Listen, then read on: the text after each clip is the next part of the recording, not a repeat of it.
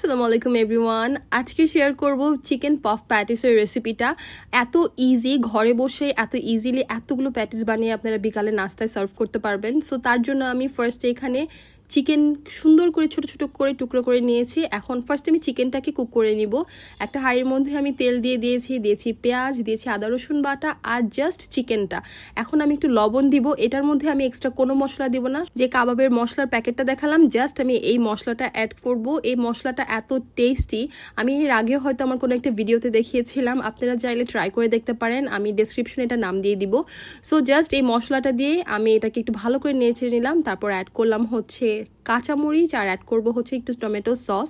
এই স্টাফিংটা যে এত টেস্টি ছিল, আমি তারপরেও অ্যাড করেছিলাম হাফ কাপ মিল্কের মধ্যে আমি দিয়েছিলাম 2 চা চামচের মতো কর্নফ্লাওয়ার দিয়ে। তারপর আমি ওইটাকে একটু ভালো করে মিক্স করে এটার মধ্যে দিয়েছিলাম। আর এখন আড়ঙের গার্লিক স্প্রেড যে চিজটা, ওইটা অ্যাড করব। অল্প একটু অ্যাড করেছি কারণ অত বেশি দরকার ছিল না, এমনি এত বেশি ফ্লেভারফুল ছিল।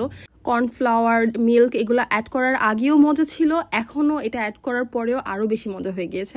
সো আমি এখানে জাস্ট কাজী ফার্মের যে ফ্রোজেন পরোটা থাকে ওইটাকে আমি এভাবে করে কাট করে নিলাম আর কি, ট্রায়াঙ্গল শেপে। তারপর একটার উপরে ওটার ভিতরে আর কি কিছু স্টাফিং দিয়ে একটার উপরে আরেকটা দিয়ে দিব। ফার্স্টে আমি একটু ফ্রোজেনটা দিয়ে করার ট্রাই করছিলাম কারণ আমার কাছে মনে হচ্ছিল তাড়াতাড়ি করবো। তারপরে ভাবলাম না, একটু সুন্দর করেই করি। পরোটাগুলো একটু নর্মাল হয়ে আসার পরে তারপরে আবার সুন্দর করে করছিলাম, ভিতরে একটু বেশি করে স্টাফিংস দিয়ে।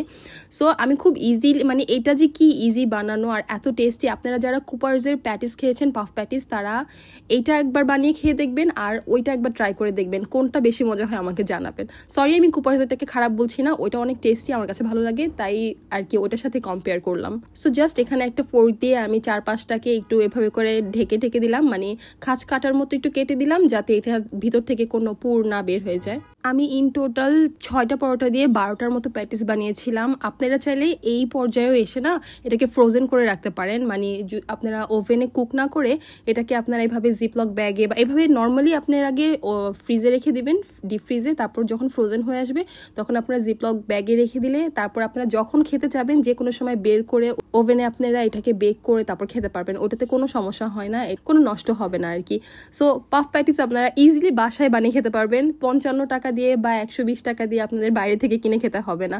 অ্যাজ ফার আই নো যে পাফ প্যাটিসগুলোর দাম এরকম হয়, এর থেকে বেশিও হতে পারে পশ রেস্টুরেন্টগুলোতে।